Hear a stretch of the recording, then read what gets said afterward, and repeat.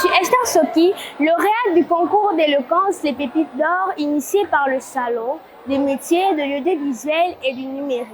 Bienvenue dans votre nouveau programme de découverte instructive intitulé Les Petites Curiosités.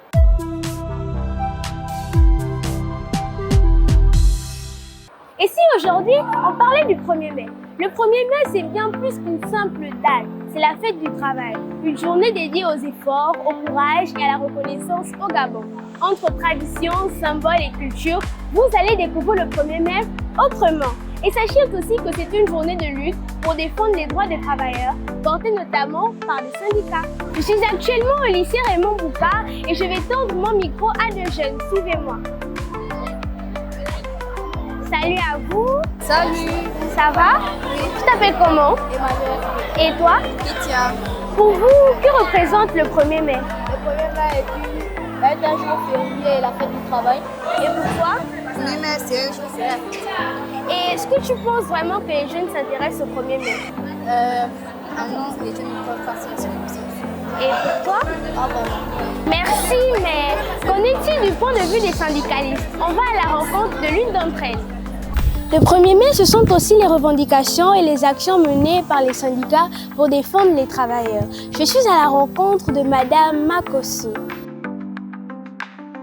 Je suis syndicaliste depuis 1998. J'avais commencé par être déléguée du personnel à Promo Gabon sous la tutelle du ministère des PME. J'ai créé un grand syndicat qui devait enrober Promo Gabon, le FAGA et les agents du ministère des PME. Ce syndicat s'appelle SINA PME. C'est un syndicat qui a fait parler de lui dans les actions à mener sur le terrain. Quel rôle jouent les syndicats dans la défense des droits des travailleurs? Le rôle que jouent les syndicats dans la défense des travailleurs, c'est être au quotidien aux problèmes des travailleurs dans l'administration à laquelle vous évoluez. Alors, le syndicaliste est là pour protéger le travailleur et non pour protéger l'administration. Parce qu'avec l'administration, nous sommes des partenaires. Nous négocions, les syndicats négocient avec l'administration pour faire en sorte que les points et les cahiers de charges déposés puissent être réglés à court, moyen, long terme.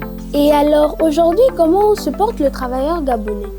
Au regard de ces événements qui se sont passés et de tout ce que le travailleur gabonais a subi, les nouvelles autorités penseront à mettre le travailleur gabonais à l'aise. Qu'est-ce que vous entendez par mettre à l'aise? Mettre à l'aise, ça veut dire régler nos cahiers de charges parce que nous ne sommes pas les politiciens pour dire nous avons des projets.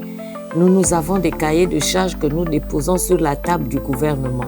Et c'est la satisfaction de ces cahiers de charges que nous attendons. Merci Madame Makosi d'avoir répondu à nos questions. Je vous remercie.